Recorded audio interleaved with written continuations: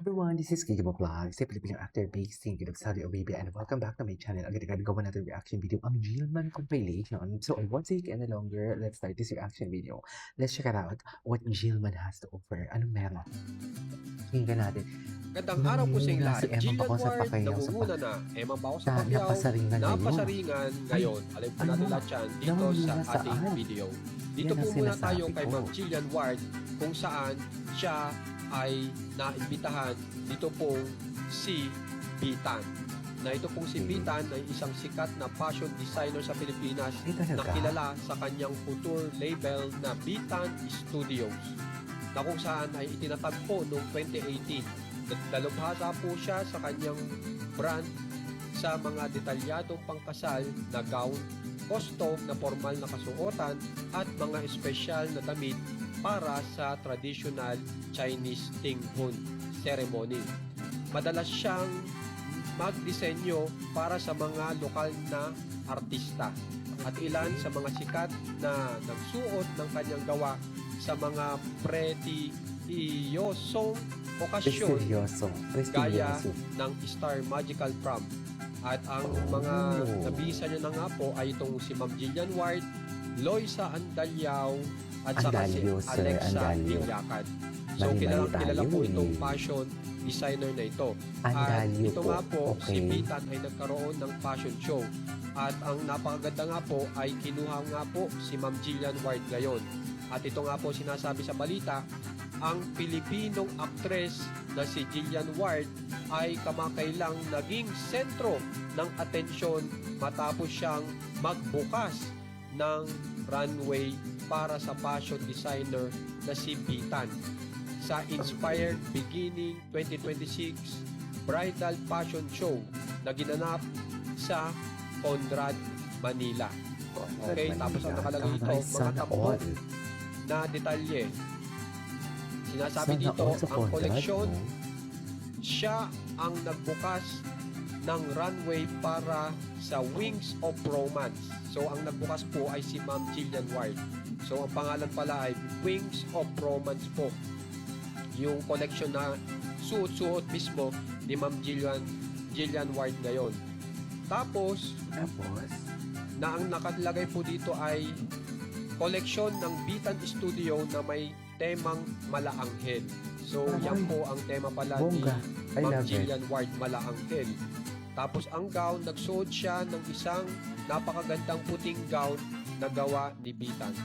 Tapos ang sapatos daw po ay ipinares sa custom na sapatos mula kay Doreen Odina.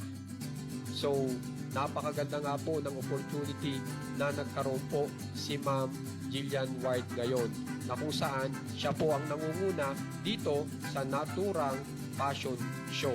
So tingnan pa po natin yung iba po pangyayari dito sa event na ito. Panoorin po muna natin.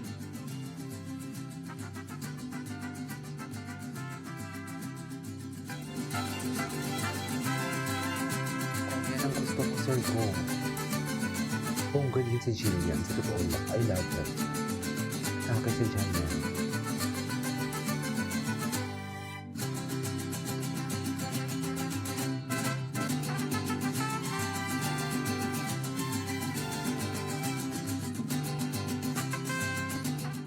Okay, ngayon naman po magpunta naman po tayo kay Sir Eman Paco sa Pacquiao, kung saan ay meron na naman pong sinabi si Rodelyn Perez na nakalabang nga po ni Eman Paco sa Pacquiao. Dahil nga po, ito nga pong kampo ni Eman Paco sa Pacquiao ay nagbigay ng complaint sa GAB na kung saan ay patungkol po sa rabbit punches na pwede pong mag-post kay Rodelyn Perez na mawalan ng lisensya. Okay? O makapagbigay ng danyos. O kaya magkaroon ng rematch. Okay? At dahil nga po dyan, ito po ang naging reaksyon ni Rodelyn Perez na sinasabi niya na nakaka-discourage mag-boxing.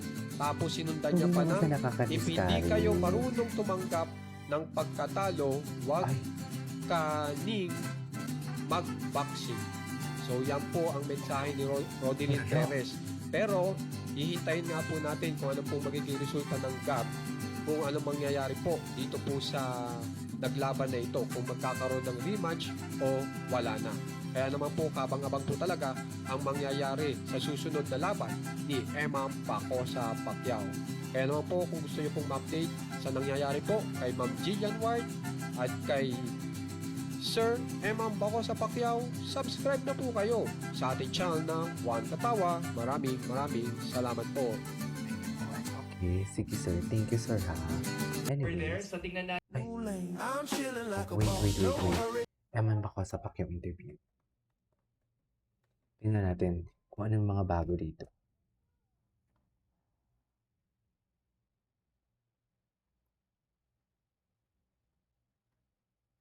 Ito.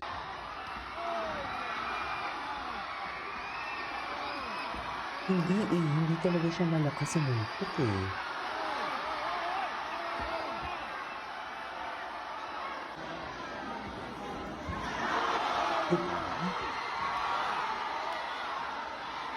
Bagsak na naman si Emam.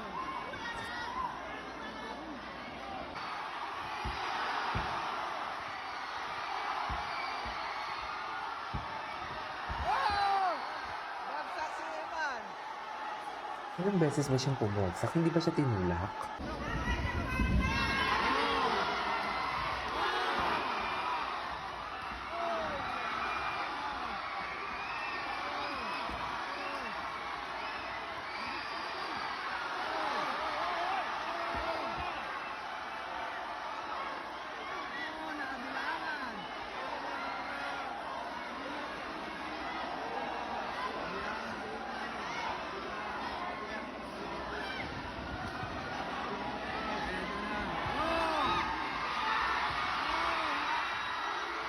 Ito.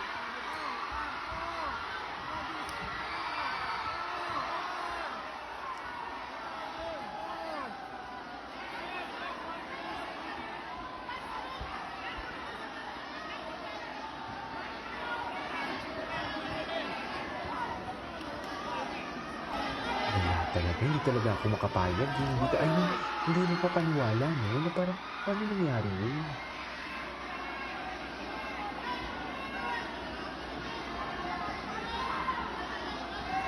Bagsak si Emam nun. Kawawa na si Emma.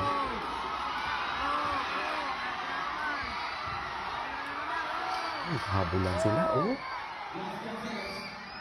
Last 10 seconds.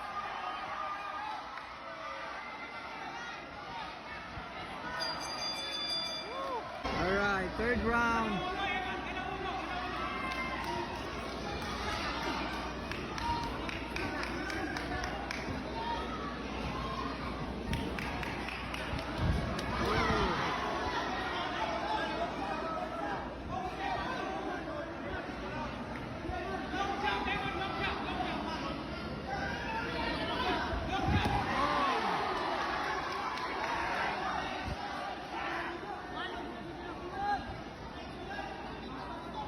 Ako naawa kay Eman talaga. Anyways, it's all for today's video. This is Kipo Vlogs and see you on my next vlog. Bye.